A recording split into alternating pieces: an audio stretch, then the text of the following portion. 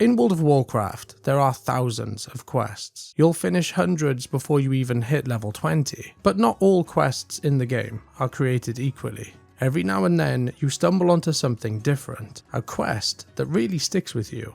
And in this video, we're diving into one of those quests. This isn't your usual slay 20 boars kind of mission. This one is a creepy mystery, a quest built around a crime that needs to be solved. Just outside the safe walls of Stormwind City, a river separates the peaceful farmlands of the Elwynn Forest from one of the most terrifying zones in World of Warcraft. As Alliance adventurers make their way through Azeroth, it's only a matter of time before they reach Duskwood, a place that's locked in eternal night. The forests here are filled with danger. Ogres, spiders, wolves, and undead all lurk in the shadows. But there is one safe place in Duskwood, the town of Darkshire. It's protected by a militia known as the Night Watch, made up of people who once called Duskwood home before it was corrupted by the dark energies that spread after the death of the mage Medivh. The Night Watch, though, are not trained soldiers. They're just regular people who have taken it upon themselves to defend what's left of their home. But they themselves can't always hold back the darkness of Duskwood, and that is where we come in. One of the townsfolk is an old fortune teller named Madame Eva. Most people visit her for advice or for fortune readings, but this time she's the one who needs assistance. When we speak to her, she tells us about a terrible vision she had during the night. She saw her granddaughter, Alyssa Eva, in some form of grave danger. Trying to make sense of it all, she turned to her tarot cards, and one card stood out above the rest: Death. As she looked deeper into the vision, a single name echoed through her mind: Stalvan. Worried for the safety of her granddaughter, and desperate to understand who this Stalvan is, Madame Eva sends us to speak with the town clerk, hoping he might know something about this mysterious name. We make our way over to the town hall, where we find Clerk Daltrey busy sorting through the village records. We tell him that Madame Eva is looking for information on someone named Stalvan, and he immediately begins searching through the town registry. After flipping through a few pages, he finds the name Stalvan. Listed under the letter M, a Mr. Stalvan Mistmantle. According to the records, his last known address was the Moonbrook Schoolhouse. That, of course, presents our first problem. Moonbrook is a small town southwest of Sentinel Hill in Westfall. It was once a thriving mining settlement and a key part of Westfall's farmland, but after being ravaged by the Orcs during the First War, rebuilt after the Second War, and then eventually consumed by the Kingdom of Stormwind's political corruption, the town fell under the control of the Defias Brotherhood. The Defias Brotherhood being the deadly group of bandits founded by Edwin Van Cleef, made up of former stonemasons, assassins, thieves and pirates, most of who were once loyal to Stormwind. But they turned against the kingdom after being denied payment for their work, rebuilding the city in the aftermath of the Second War. The Defias drove out Moonbrook's citizens and turned the mines beneath the town into their headquarters. They've occupied it for nearly a decade by this point, and anyone who's been through Westfall knows it's no longer a place for travellers. So it's safe to say we're not expecting to find Stalvan living comfortably in a schoolhouse. In fact, we'll be lucky to even get close without running into Defias highwaymen. Clerk Daltrey needs us to confirm whether Stalvan is still there or not so we can update the town's records. We decide to head there and see what we can find.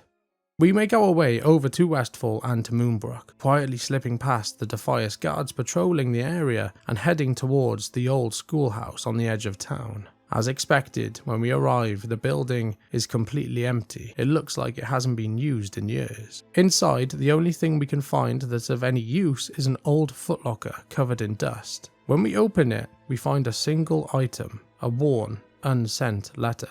It's addressed to the headmaster and explains that the writer has decided to continue their travels across Azeroth, settling in Moonbrook to teach the local children. The letter is signed by Stalvan Mistmantle, confirming that he was once here. As we read the letter, a forlorn spirit suddenly appears and attacks us. We quickly deal with the ghostly figure and make our escape before the Defias come to check out what the noise was. Back in Darkshire, we hand the letter over to Clerk Daltrey. He's clearly intrigued by our discovery, but then he realizes he may have missed something earlier. Looking back through the registry, he finds another address under the name Mistmantle. Though it's partially scratched out, the words clearly read Lion's Pride Inn. Daldry explains that the Lion's Pride Inn, located in Goldshire in the heart of Elwynn Forest, is a popular gathering place filled with travellers and adventurers from across the land. If anyone knows something about this Stalvan Mistmantle, that's the place to find them. We arrive in Goldshire and we head straight to the Lion's Pride Inn, hoping the innkeeper might know something more about our mystery man. When we mention the name Stalvan Mistmantle, the innkeeper pauses. He tells us that many years ago, on a stormy night, a messenger came to the inn seeking shelter. Near midnight, the man suddenly burst from his room, running down the stairs in terror. Without a word, he just ran out into the storm and was never seen again. In his panic, he left all of his belongings behind, a chest still sitting upstairs in the same room he stayed in. Inside are a few personal items and a letter addressed to the Canal District in Stormwind. The letter is written to a noble of Stormwind. In it, the writer explains his situation, how he's taking up a temporary residence at the Lion's Pride Inn after the unfortunate downfall of Moonbrook. He mentions abandoning his post as headmaster of the Moonbrook schoolhouse and writes to apply for work as a private tutor for a noble family. Of course, the letter is signed by Stalvan Mistmantle of Silverpine.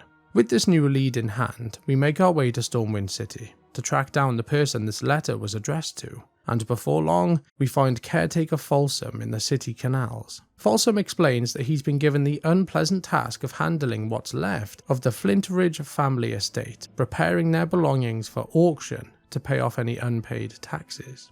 Apparently, there were no Flintridge family members left to handle these matters after there had been a brutal and mysterious crime committed at their estate. An unknown individual had slain the entire family in cold blood. When we show him the letter we have, he's clearly uneasy about letting us rummage through the Flintridge belongings, but since the estate is already being liquidated, he decides there's not much harm in letting us take a look. We start going through all of the belongings. Near the bottom, we uncover a torn journal page, and what's written on it is deeply unsettling. The entry mentions that the son of the family, Giles Flintridge, will be a challenge to educate, which makes it clear that this could have been written by Stalvan Mistmantle himself, likely after he arrived in Stormwind and began that tutoring position that he was previously applying for. But the page also reveals something far more disturbing. It describes Stalvan's growing fondness for the family's daughter, Taloa. He notes her intelligence and, quote, captivating beauty. The way it's written just feels inappropriate, to say the least. The journal also mentions that the writer plans to accompany the family to their summer cottage near the Eastvale logging camp in the Elwynn Forest, close to the Redridge Mountains. With nothing else to go on besides this new lead, we head back into the Elwynn Forest, following the winding roads until we reach the Eastvale logging camp. There we meet Marshal Haggard, a former officer of the Stormwind Guard who's now retired to a quieter life in the farmlands. Haggard tells us that when he first moved into his home, he found a bundle of old papers in a chest upstairs. Unfortunately, he's nearly blind these days and hasn't been able to read them himself. We look through the papers and spot one that looks strikingly similar to the journal page we found in Stormwind. The page is written in the same love-struck tone as before, clearly by the tutor of the Flintridge family's children. The writer describes being completely captivated by the daughter Taloa, claiming his heart trembled in his chest when she gifted him a single flower. Haggard pauses as he's clearly unsettled by the words, but after a moment he leans back and reminisces about his younger days in the Stormwind Guard, how he and his comrades would often get drinks at the Scarlet Raven Tavern in Darkshire, and how the innkeeper there always seemed to know more about the local folk than anyone else. He suggests that if we're searching for more answers, we should take the page there. That would be the best place to find out more information. As we prepare to leave, you can't help but laugh at the irony of it all. We've travelled across half of the Eastern Kingdoms, by foot, may I add. From the town hall in Darkshire, through Westfall, into the canals of Stormwind, and all the way to the far reaches of the Elwynn Forest, only to be sent right back to where this entire mystery began. Finally, we arrive back in Darkshire, and we meet with Tavern Keeper Smits at the Scarlet Raven Tavern. He listens carefully as we explain what we found, and he immediately recognises the handwriting on the journal page. Curious, he pulls out a few mud-stained pages that he's kept over the years and compares the writing, and it's a perfect match. The pages he shows us contain even more disturbing clues. He writes that he believed that the feelings for Taloa were reciprocated back to him, but in a later entry, the tone changes dramatically. It changes from affection to pure hatred. In one passage, he describes how Taloa introduced him to her new love interest, referring to Stalvan as Uncle Stalvan, the nice old man. Enraged by this for a number of reasons, Stalvan writes that she had betrayed him. Tavern Keeper Smits explains that he's been following the legend of this mysterious character for a number of years. When a group of nobles were brutally slaughtered a few years back, he and Marshal Haggard went to investigate. It was during those times that Smits found these muddy pages, but they were never able to link the handwriting to anyone, until now. Smits believes the mystery finally points to a man living in the woods just outside of Darkshire. Some locals say he's a hermit, and some claim he was involved in the death of the nobles years ago, but these were just rumours, and the Night Watch have never had any proof. With this new lead, Smits advises us to speak directly with Commander Althea Ebenlock, the leader of the Night Watch in Darkshire. If anyone knows how to handle this, it's her. We then meet with the commander, and she doesn't seem the least bit surprised that this mystery might involve the creep in the woods. She explains that she's been keeping an eye on him for some time now, but without solid evidence of anything, she's never really had a reason to confront him. She then hands us another journal page, and this one is stained with blood. The writing on it is frantic, filled with despair and rage. The author claims the girl was pretending to love him, that she wanted to hurt him all along, and she was mocking their bond by becoming engaged to another man. The final line of the note sends a chilling message. The blood I shall spill pales in comparison to the tears I have shed. Commander Ebenlock tells us to return to the town hall immediately and give all of the evidence to Clerk Daltrey. If he can confirm that the handwriting and the signature of Stalvan Mistmantle all match up, then they finally have the proof they've been waiting for. Daltrey carefully examines the documents and confirms our suspicions. The handwriting on every piece of evidence matches perfectly.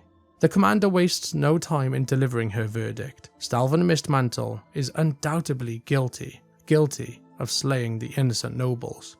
The commander orders us to travel to Mistmantle's cottage, hidden deep in the forests just north of Darkshire, and put an end to his reign of terror once and for all. When the deed is done, she asks us to retrieve his family ring and bring it to Madame Eva, a token of gratitude for the premonition that had helped uncover this monstrous figure. We head north into the forest, where the air grows colder and the woods are crawling with the undead. Cutting our way through the ghouls and restless spirits, we eventually reach Manor Mistmantle, a decaying estate shrouded in darkness. Inside the cottage, we find a grim sight. Stalvan Mistmantle has returned from the grave, now a twisted servant of undeath. But the time has come. Stalvan is to face justice.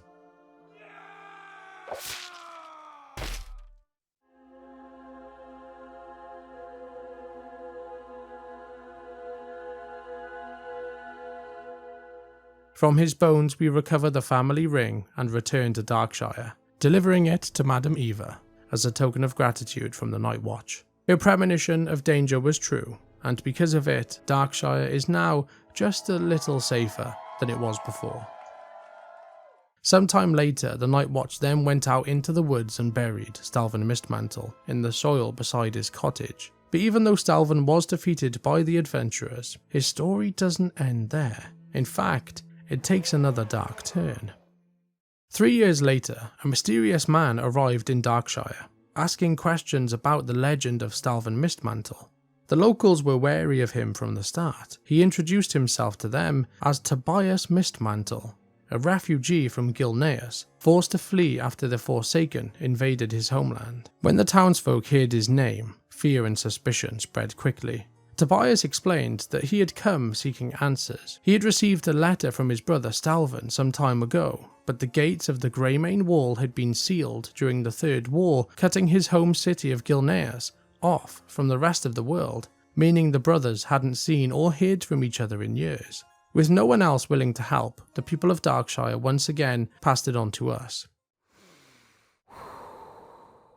We spoke with Tobias about his brother, and he asked us to meet with Clerk Daltrey to search the records for anything that might shed light on Stalvan's past. When we arrive at the town hall, we find Daltrey in complete disarray. The usually tidy office is a wreck, torn apart by feral worgen that broke in a few nights ago. Daltrey believes that they stole the documents Tobias needs, and that the pages are now scattered throughout Brightwood Grove in the Duskwood forests. He asks us to head out and recover what we can find if we want to help Tobias.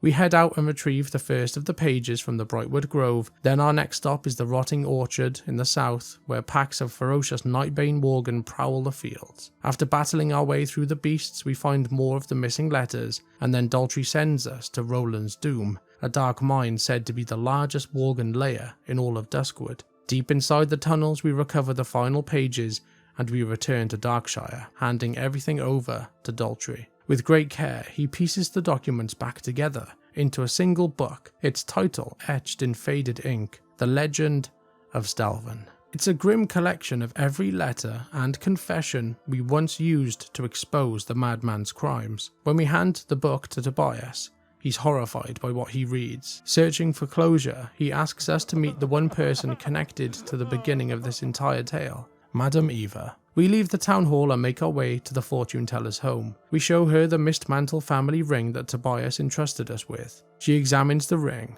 but her visions show nothing. Finally, she tells us that the one who can give Tobias the answers he seeks is his brother himself. She instructs us to travel to Manor Mistmantle under the moonlight, hold the ring out, and let the spirits guide us. We ride north to the ruined manor, where Stalvan's grave lies cold beneath the trees. As moonlight strikes the ring, a ghostly apparition of Stalvan appears before us. He and Tobias exchange heated words, anger, guilt, and pain spilling into the night. But as the argument reaches its peak, the rage within Tobias finally erupts. The dark energies that the townsfolk could sense within Tobias surges out of him. The worgen curse takes hold. Transformed into his monstrous worgen form, Tobias Mistmantle slays his brother's spirit, bringing the tragic story of the Mistmantles to its final, tragic end. And so, the story of Stalvan Mistmantle and his heinous crimes of passion finally comes to an end. But what doesn't fade is the legacy of his name in Duskwood and the haunting aura that still surrounds this questline. The Legend of Stalvan was just a small 20-part story in one of the various zones in World of Warcraft, but it can be argued that it's certainly one of the most memorable. Though it's now been removed from the modern version of the game, I wanted to retell it here, to immortalise it in its rightful place as one of the best and most haunting quests ever created in World of Warcraft.